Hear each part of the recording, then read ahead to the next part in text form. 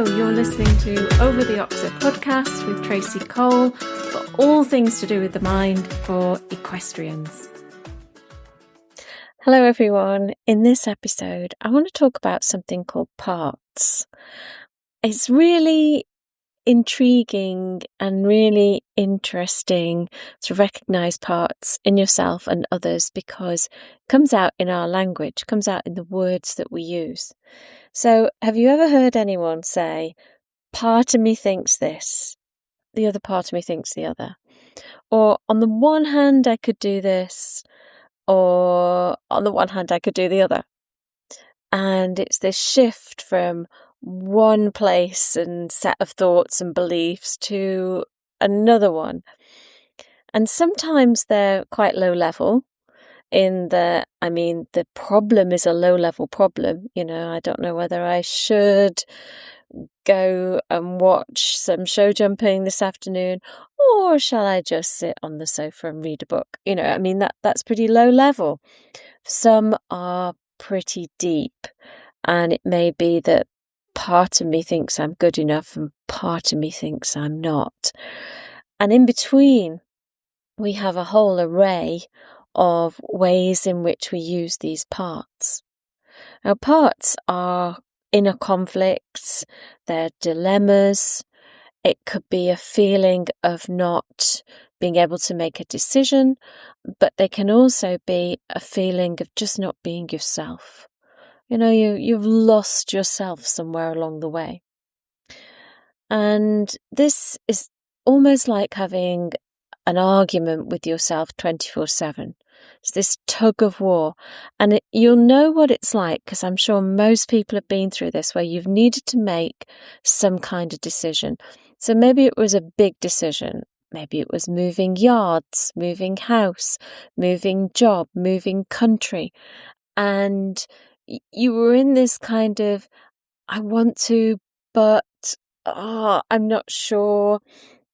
And you'll understand that horrible feeling, but also that you may wake up on one morning and you think, right, that's it. I've made my decision. I know what I'm going to do. And then gradually you feel less easy about it. And maybe the next day, maybe even the next hour, you're thinking, well, I could also do the opposite as well. So these inner conflicts are really energy sapping, and you'll find that if you ever have them, that you feel exhausted a lot of the time because you are arguing with yourself, whether you know it or not, 24 hours a day. And so this concept then in NLP is called parts. So part of you thinks one thing and part of you thinks the other. And the thing is that if these parts are deep in you, so for example, part of me thinks I'm a good enough rider and part of me thinks I'm really not, then if you spend more time inside one of the parts, let's say you spend more time in what we would think of as the negative part, so part of me thinks I'm not really good enough, then that part gets stronger. And it starts to build itself up, and it starts to get its own memories, its own habits, its own beliefs, its own values. Whereas when you're in the opposite part, maybe your beliefs are a little bit easier on yourself. You've got some self-compassion. Maybe what you value in life is different. Maybe how you see yourself as a rider is completely different. And maybe, there's kind of like more of a sense of humour if things do go wrong. Whereas the more negative part would feel extremely embarrassed or frustrated or angry with themselves. So it's quite difficult to convince ourselves, I think, that each part, no matter how negative, started with a positive intent. Now, your mind works best when we have no parts. That there's no push and pull, there's none of this arguing with yourself, there's no conflict. But if an event happens, could have been years ago, or multiple little events that weren't too pleasant and they build up, then you create a part. And that part would have been created even if when you're in that part you feel awful and it's really negative, it would have started with a positive intent. So for instance, if part of you thinks you're not good enough to compete or show jump or whatever it might be, then maybe that part started off with the positive intention of protecting you in some way. Protection's usually a big one, why we, well, not consciously, but why we unconsciously create these parts. And actually, if you looked at the positive side of things, I'm sure in there would be some similar intention to keep you safe. So, how on earth do we deal with these parts? Well, that's a big question. And the short answer is that you find yourself an NLP practitioner or master practitioner, because they'll be able to help you not to get rid of the parts as such, but to integrate them. So subtly different, because both parts are very valuable to us. It's just that we don't want them forming sides. We want them to work together. We want them to have some kind of synergy as they work together, so that, we can weigh up pros and cons without having to go into this enormous dilemma. So that's the easiest way, because a shift in the parts, a reintegration of the parts, is a fabulous technique. It's very deep. I think it's one of the deepest NLP techniques, and people generally feel either very energized afterwards, because there's this release of energy because you can just stop the conflict, or they feel quite tired because their mind is processing so much, reevaluating. All those beautiful neural networks are starting to form and grow. So very often people after a parts integration feel sleepy, or they feel as though they're going to have a great night's sleep. So that's the best way, is to find a professional to help you out, because it won't take that long, but the results are very far-reaching. If you wanted to try a low-level parts integration by yourself, then let's go through a couple of steps. The first thing to do is to identify the two sides of the conflict, and to imagine that one is, let's say, a more positive and one is more negative. So one is more wanted, one is not wanted. As you think about these, imagine them coming out. And if you're visual, you may see them in front of you. If you're kinesthetic, you could even open up your arms, have your palms facing upwards, and have them come and sit on your palms. And you start to think about those two parts in a very detached way. How are they represented? Maybe if it's visual, you can see a person.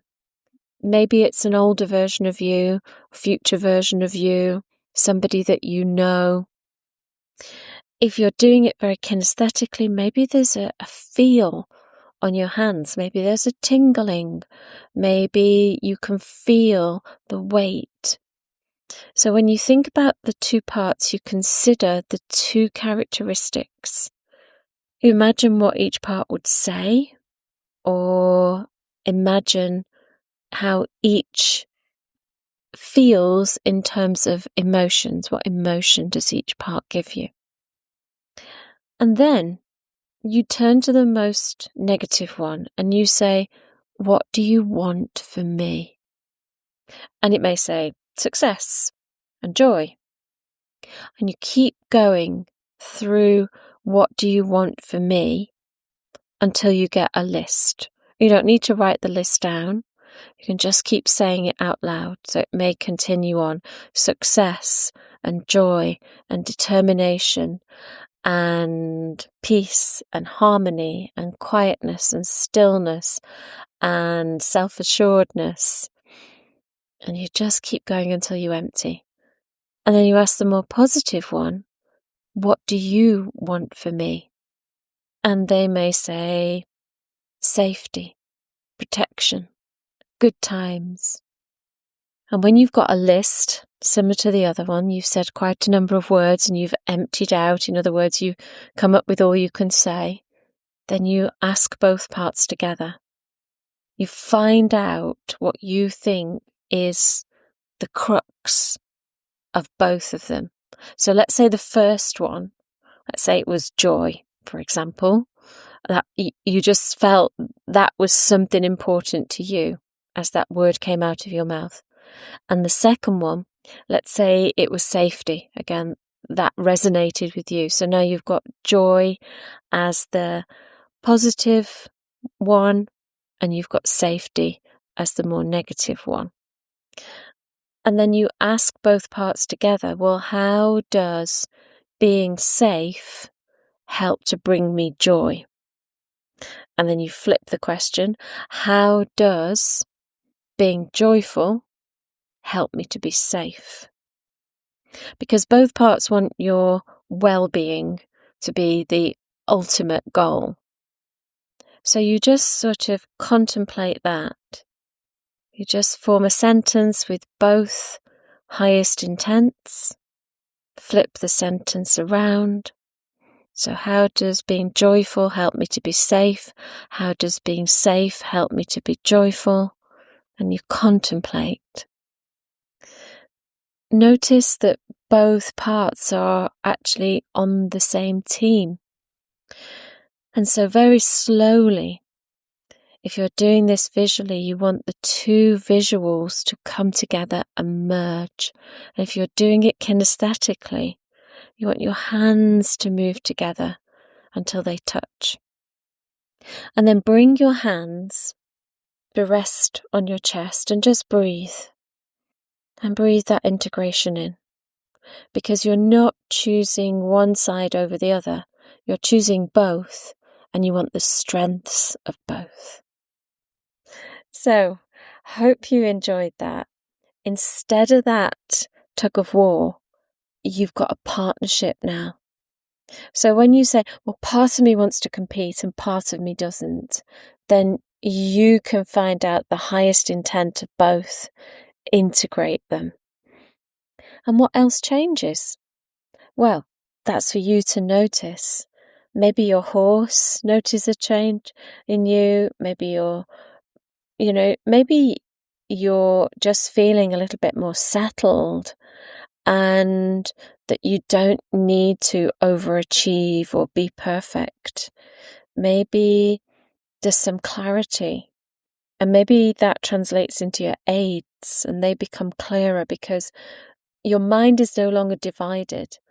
You're no longer at the competition thinking, I wish I'd stayed on the sofa. And you're no longer on the sofa saying, I should have gone to that competition.